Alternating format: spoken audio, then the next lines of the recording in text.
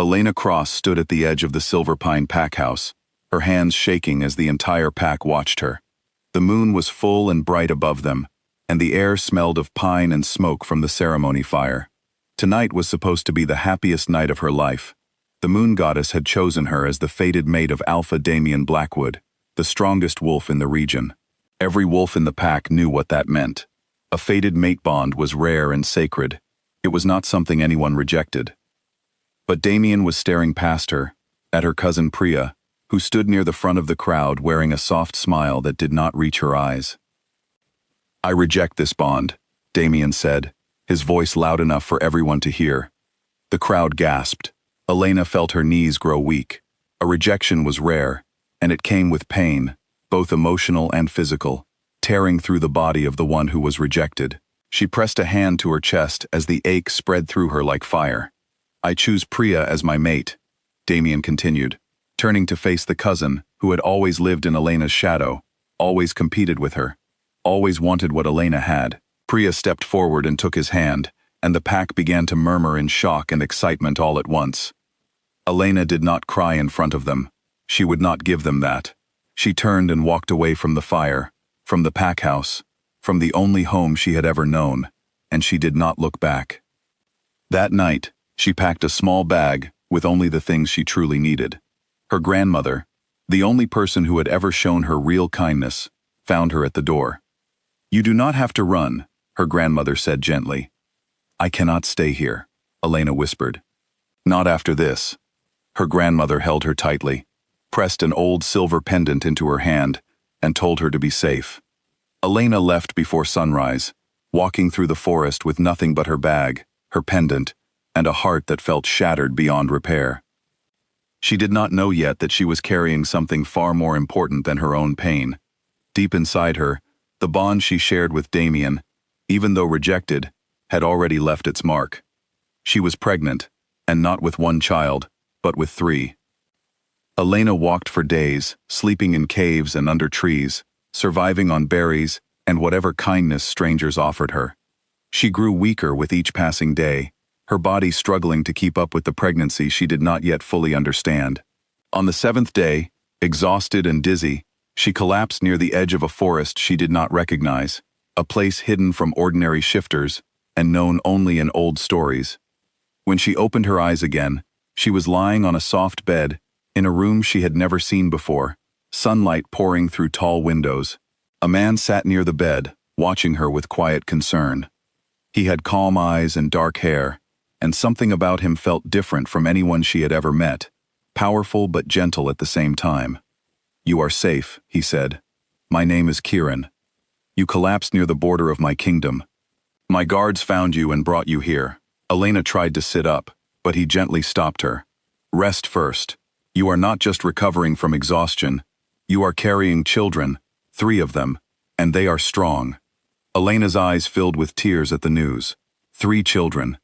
Damian's children, children who would be born into a world that had already turned its back on their mother. Kieran did not ask questions about the father or the pack she had run from. He simply told her she was welcome to stay in Ashveil, a hidden kingdom of supernatural beings, for as long as she needed. Elena, with nowhere else to go and no strength left to keep running, agreed. The months that followed were not easy.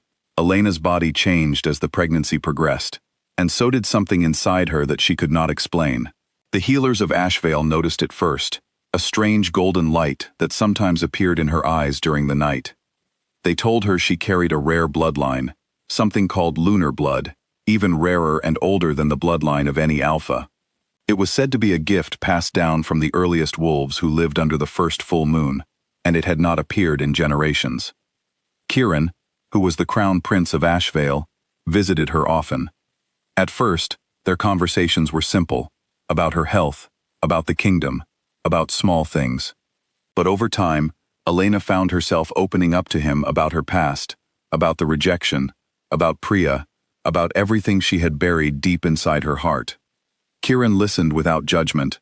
He never once made her feel like the rejection had been her fault, and slowly, she began to believe that too.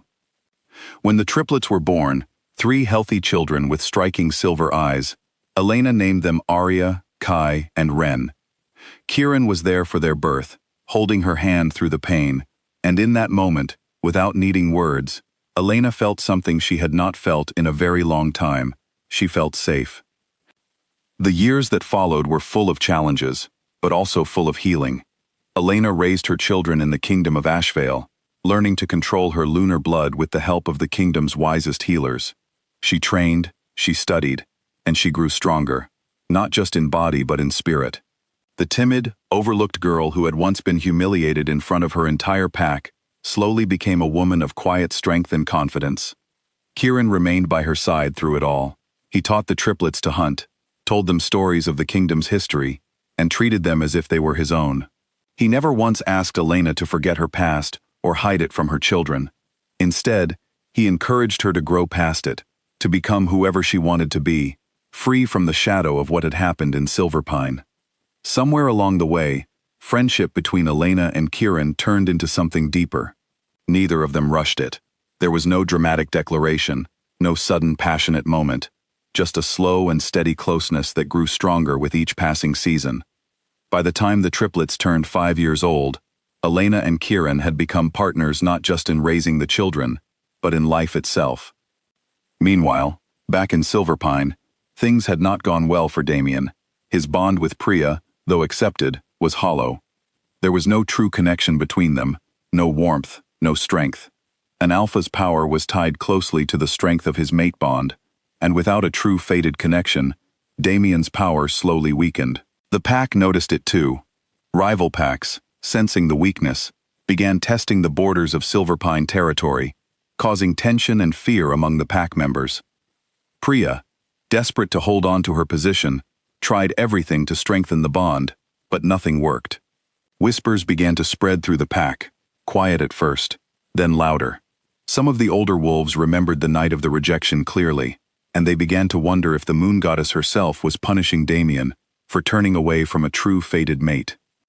6 years after that fateful night, the Silverpine Alliance Summit was announced. A gathering of packs and allied courts from across the region, called to address the growing instability threatening the peace between territories. Alphas, kings, and leaders from many lands were invited, including, to Damian's surprise, the royal family of Ashveil, a kingdom he had heard of only in old legends. Elena had grown into someone new in the 6 years since she left Silverpine, and when she learned that Kieran, now representing his father's kingdom at the summit alongside her, would be attending the gathering, she made a decision. She would go too, not to seek revenge, but because she was no longer afraid of facing her past. The night of the summit, the great hall of the Silverpine Packhouse was filled with wolves and leaders from many territories. Damian stood near the front, his power visibly diminished, dark circles under his eyes from years of struggling to hold his pack together. Priya stood beside him, her once confident smile now tight and nervous. When the doors of the hall opened, a hush fell over the crowd.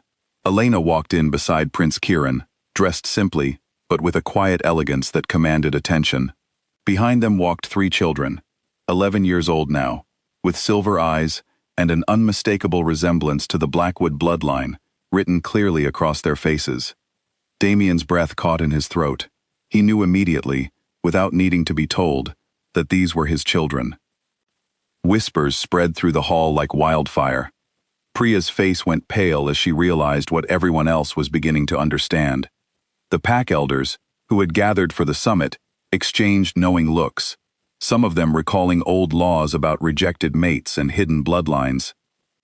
Kai, the boldest of the 3 children, looked directly at Damian without fear. "Are you the one who hurt our mother?" he asked simply, his young voice carrying clearly through the silent hall. Damian had no answer.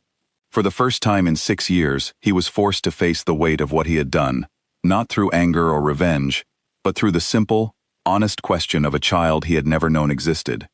The pack elders called for order and asked Elena to step forward and explain her connection to the summit. Calmly, without anger in her voice, Elena told her story, the rejection, her journey, the birth of her children, and her new life in Ashveil. She did not raise her voice or point fingers. She simply spoke the truth. It was then that one of the elders revealed something that shocked the hall even further. Priya had known about Elena's pregnancy all along. A pack healer, now old and retired, stepped forward and confirmed that Priya had discovered Elena was carrying the Alpha's children shortly after the rejection ceremony, and had deliberately kept it hidden, fearing it would threaten her own position as Damian's mate. Priya's composure broke completely under the weight of the truth now laid bare before the entire gathering. She had no defense, no explanation that could undo what she had done. According to ancient pack law, a rejected mate could never be reclaimed, but children born of a true fated bond, especially those carrying rare bloodlines, held a special place in pack hierarchy. The elders, after much discussion, declared that Arya, Kai, and Ren, carrying both the alpha bloodline of Silverpine and the rare lunar bloodline of Ashveil, would be recognized as rightful heirs, a bridge between two great territories. Damian, weakened and without a true bond to support his power, was formally stripped of his position as true alpha, though he was allowed to remain within the pack under new leadership. He watched, in silence, as the family he had rejected 6 years ago stood strong and respected before the very people who had once mocked Elena for being overlooked. Priya, exposed for her deception, was cast out from her position of respect within the pack. Whatever she had hoped to gain by taking Elena's place had crumbled entirely, leaving her with nothing but the consequences of her own choices. Elena did not gloat. She did not seek further punishment for either of them. When the summit ended and the crowd slowly began to disperse, she found Damian standing alone near the edge of the hall, looking older and more tired than she remembered. "I am not here for revenge," she told him quietly. "I came because I am no longer afraid of this place, or of you. My children deserve to know where they came from, even if it is not a place we choose to stay." Damian looked at her for a long moment, guilt heavy in his eyes. "I was wrong," he said simply. "About everything." Elena nodded, not with anger, but with the calm acceptance of someone who had already healed from the pain he once caused her. "I forgive you," she said. "Not for your sake, but for mine. I cannot carry that pain anymore, and I do not want to." With those words, she turned and walked back toward Kieran and her children, leaving behind the pack that had once cast her aside.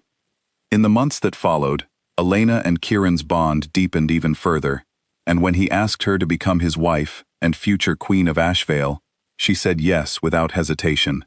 The kingdom celebrated with a bright and joyful ceremony, one filled with warmth and laughter, so different from the cold rejection she had once faced under the Silverpine moon. At her coronation, as future queen consort, Elena stood tall, dressed in soft silver robes that matched the eyes of her children, who played happily nearby with the other kingdom children. Kieran stood beside her, holding her hand, his eyes full of pride and love. As the kingdom cheered around her, Elena looked out at the life she had built, a life born not from the rejection that once shattered her, but from her own strength, patience, and quiet courage. She realized, in that peaceful moment, that the pain of that night 6 years ago, the night she thought had ended everything, had actually been the beginning of the life she was always meant to live. She had not just survived the rejection, she had grown beyond it, into someone stronger, someone whole, someone finally, truly happy.